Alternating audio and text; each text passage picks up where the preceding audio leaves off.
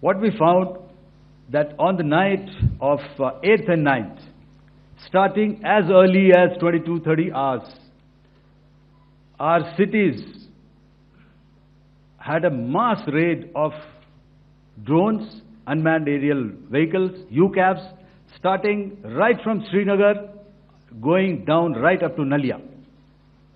It was a mass raid in waves, and it was relentless. However, we were prepared, and our air defense preparedness ensured that there is no damage on ground or to any of the intended targets that the enemy might have planned for. The difference between 7th night and 8th night was that on 7th night, he sent in his Jihad class of UAVs. However, these UAVs can go some distance, they are armed. However, on the 8th, less numbers of armed UCAVs were there or UAVs were there, and more numbers of quadcopters, maybe for surveillance or just for harassment of civilians. This continued till midnight. Our air defense preparedness ensured that there was no damage, that he wanted to up the ante, and he wanted a fight, and we were up to the task. In a measured and calibrated response, we once again targeted his military installations, which included his SAM sites at Malirkant. This also included his surveillance radar sites at Lahore and close to Gujranwala. These were suitably addressed, and thereafter his drone attacks continued even till morning, which we countered, and during the daytime there was some respite.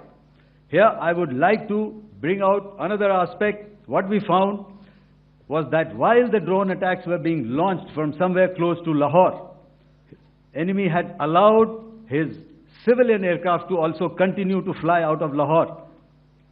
Not only his own aircraft, but international passenger aircraft, which is quite insensitive, and we had to exercise extreme caution, even at the cost of some tactical disadvantage, to ensure that there is no damage to any of the civilian aircraft.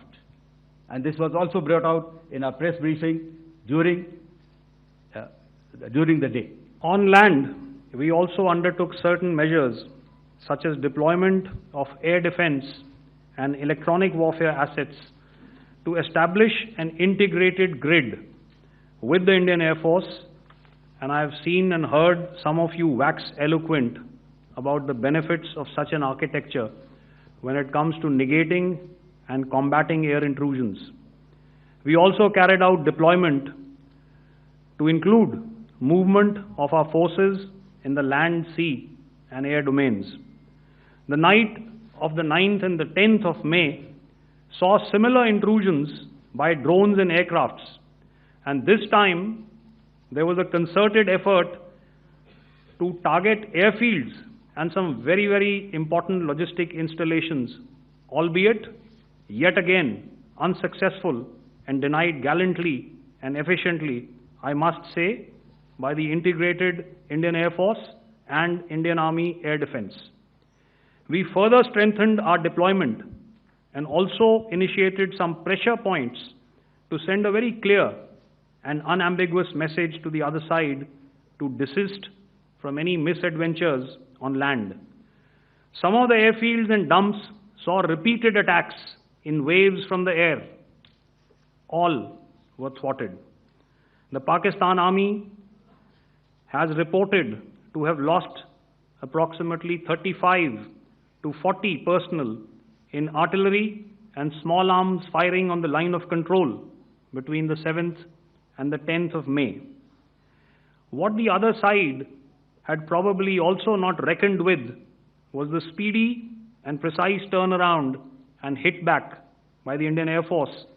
And I will yet again ask Air Marshal Bharti to speak about these significant and game-changing strikes. I will thereafter request Vice Admiral Pramod, my colleague and Director General of Naval Operations, to tell us about some very telling naval maneuvers in the Arabian Sea that exerted pressure on the night of 9th and 10th of May. Over to you, sir. Thank you.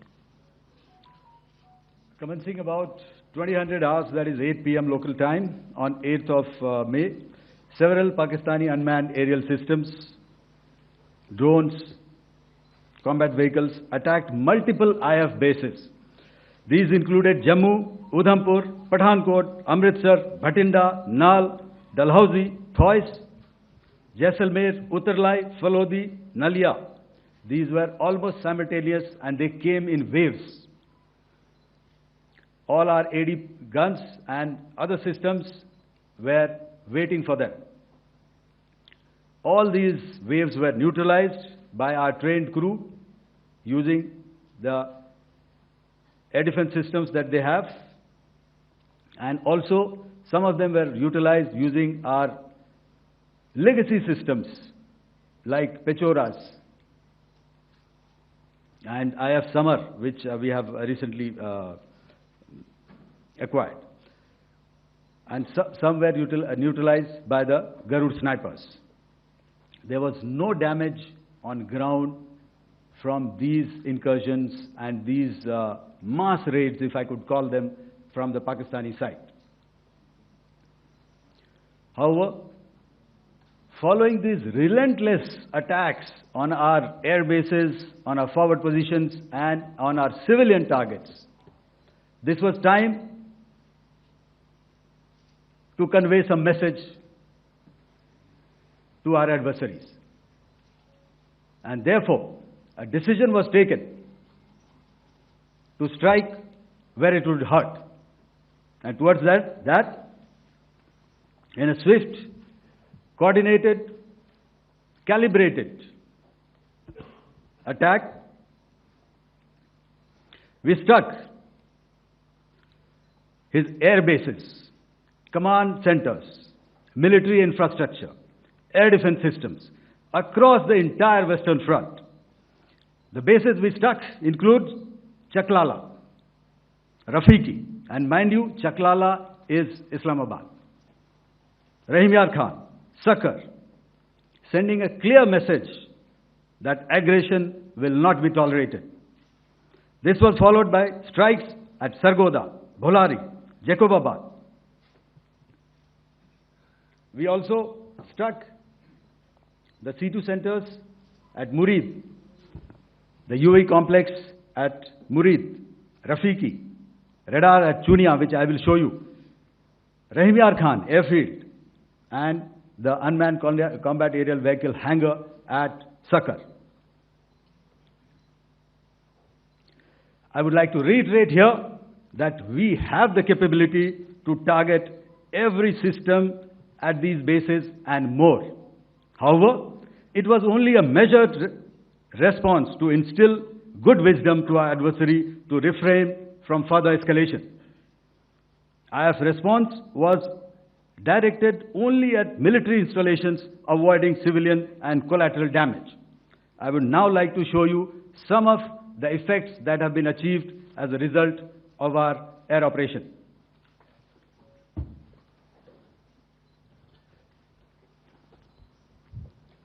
Here is the Pasrur air defense system, if you could see. Zoomed up view, this is the radar mounted on a high tower. And after the strike,